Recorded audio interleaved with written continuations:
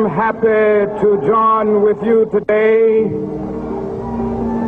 in what will go down in history as the greatest demonstration for freedom in the history of our nation.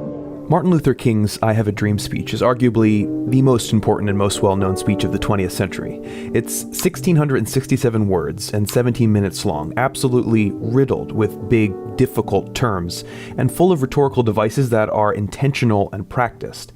The speech, as everyone knows, was delivered at the March on Washington in 1963 and voiced the economic, political, and moral message of civil rights to 250,000 people in front of the Lincoln Memorial.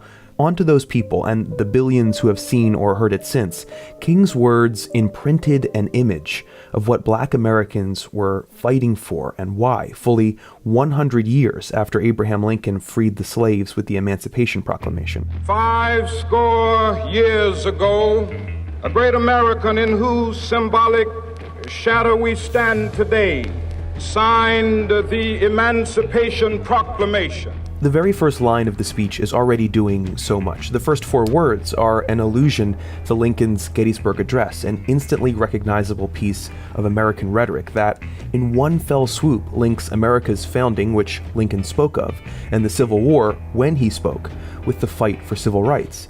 Throughout the speech, King takes great pains to make links like this. It's important for him to frame civil rights as a chapter in the larger American mythology, so that those who identify with that mythology might incorporate this struggle into that story. The unalienable rights of life, liberty, and the pursuit of happiness. But there's even more to see in this first line. One of the things that makes King's words so memorable is their musicality. Here he uses alliteration, 5 words starting with the letter S, that draw you along the sentence. Like a tune that's catchy, alliteration helps a phrase stick in the mind, and King returns to it again and again in this speech. Dark and desolate valley, this sweltering summit of the Negro's legitimate discontent, the marvelous new militancy out of great trials and tribulation, dignity and discipline. In a sense, we've come to our nation's capital to cash a check. This isn't the only rhythmically aware or musical feature of I Have a Dream. There's another rhetorical device called anaphora, which King uses even more than alliteration. Anaphora is the repetition of a word or phrase at the beginning of successive sentences, something that in writing would be redundant, but in speech is an effective tool for emphasis. In I Have a Dream, Martin Luther King uses anaphora as an emphasizing tool, but also as an organizing device. Listen to how these phrases sketch the larger ideas of the speech, almost like an outline. But 100 years later, 100 years later, 100 years later, 100 years later, but we refuse to believe. We refuse to believe. Now is the time. Now is the time. Now is the time. Now is the time. We can never be satisfied. We can never be satisfied. We cannot be satisfied. We can never be satisfied. I have a dream. I have a dream. I have a dream. I have a dream. I have a dream today. Let freedom ring. Let freedom ring. Let freedom ring. Let freedom ring. Let freedom ring. The speech goes from the past to the present to the future of civil rights, and is threaded with a refusal to settle for anything other than the ideal of freedom and equality. I think this is a key to Martin Luther King's rhetorical genius. Drawing from his gospel roots, he not only uses alliteration and anaphora, even allusion, for dramatic effect, but also to help the audience grasp the structure and remember the nuance of his message. King knows that, for example, you may not know this line from Shakespeare. Now is the winter of our discontent made glorious summer by this son of York. But the phrase will ring familiar. This sweltering summit of the Negro's legitimate discontent will not pass until there is an invigorating autumn of freedom and equality. King shifts the seasons, of course, because for those who live in the American South, autumn is more relieving than summer.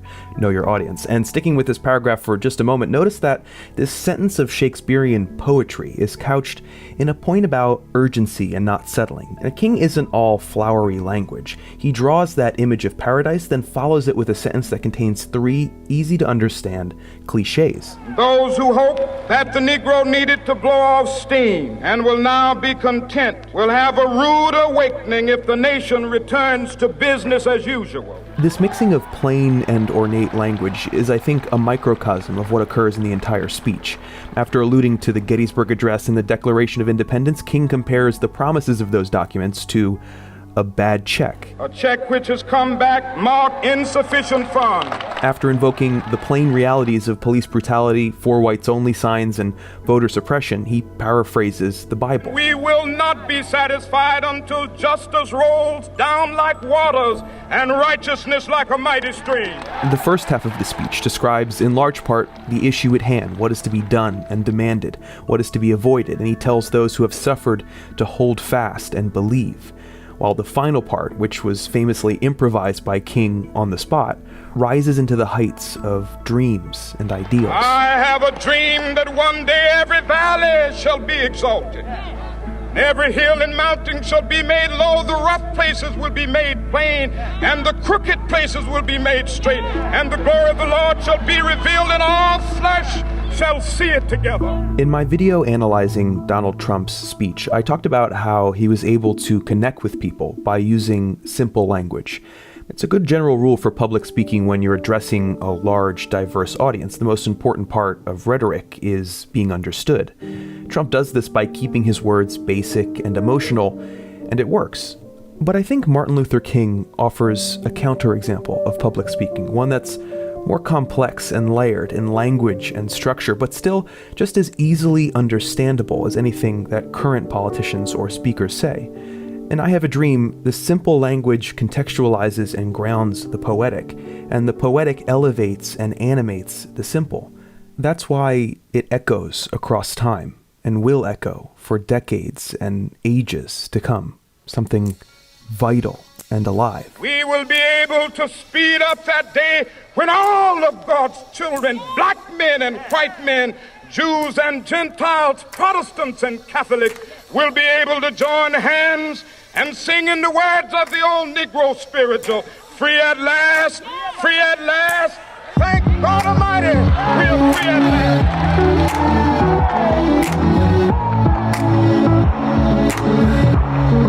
Hey everybody, thanks for watching.